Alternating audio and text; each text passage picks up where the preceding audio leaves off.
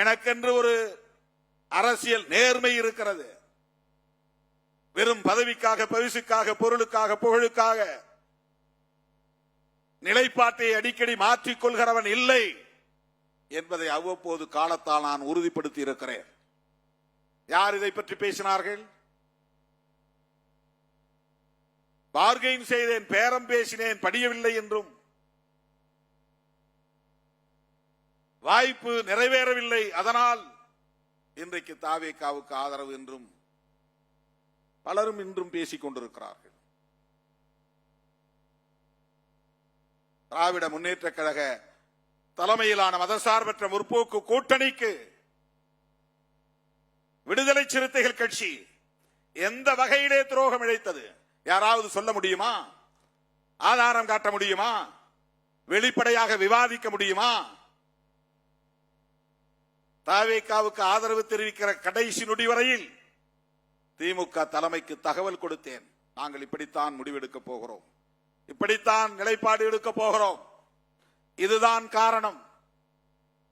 வெளிப்படையாக பேசினோமா இல்லையா? ஒப்புதல் பெற்றோமா இல்லையா?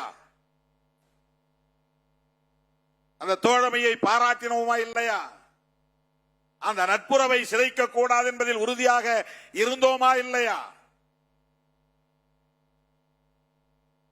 தோழர் ரவிக்குமார் அவர்களும் சிந்தனை செல்வன் அவர்களும் அன்றைக்கு என்னோடு நெருக்கமாக இந்த இடத்திலே தனிமையில் இருந்த போது சேருவதென்று முடிவெடுத்தால் நீங்களே அமைச்சரானால்தான் தமிழ்நாடு முழுவதும் ஒரு எழுச்சி உருவாகும், அதற்கு நீங்கள் உடன்பட வேண்டும், அதுதான் சிறப்பாகவும் இருக்கும். ஒன்று ஆதரவு தருவதில்லை என்ற நிலைப்பாட்டை எடுக்க வேண்டும். அப்படி இல்லை என்றால் ஆதரவு தருவது என்று முடிவெடுத்தால் நீங்களே அமைச்சராவதுதான் சரியாக இருக்கும் என்ற ஆலோசனைகளை தந்தார்கள். இந்த ஆலோசனை சரிதான், இல்லை என்று நான் மறுக்கவில்லை. ஆனால் அதற்கும் நான் உடன்படவில்லை. என்னை பொறுத்தமட்டில் என்னை பற்றிய தனிப்பட்ட முடிவு, அதை எடுப்பதற்கு எனக்கு தனி அதிகாரம் இருக்கிறது, சுதந்திரம் இருக்கிறது. தோழர் ரவிக்குமார் இடத்திலே நான் சொன்னேன், தனிப்பட்ட முறையில் என்னுடைய கருத்து இது, ஆனால் கட்சி கருத்து என்று இதை நான் திணிக்க மாட்டேன்.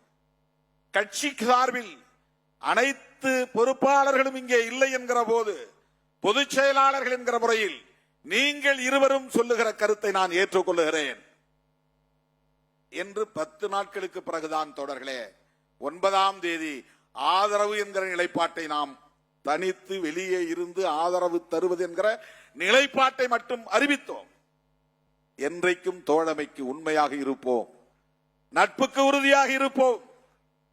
5 ஆண்டுகள் வரையில் உங்கள் ஆட்சி தொடரும், அதற்கு நாங்கள் உற்ற துணை இருப்போம் என்று சொன்னேன். இதில் என்ன துரோகம் இருக்கிறது? பத்திரிகையாளர்கள் கேட்கிறார்கள், நீங்க திமுக கூட்டணியில் தான் இருக்கீங்களா இல்லையா? திராவிட முன்னேற்ற கழகத்தின் தலைமையிலான கூட்டணியில் விடுதலை சிறுத்தைகள் இல்லை என்று திமுக தலைமையே அறிவித்து விட்டது. நான்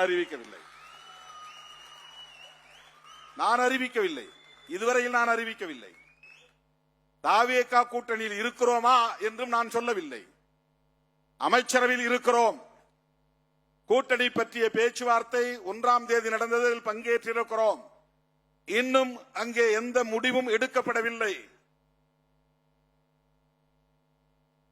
அப்படி ஒரு கூட்டணி அமைந்தால் அதில் இடம்பெறுவோம், அதில் எங்களுக்கு எந்த ஐயமும் இல்லை.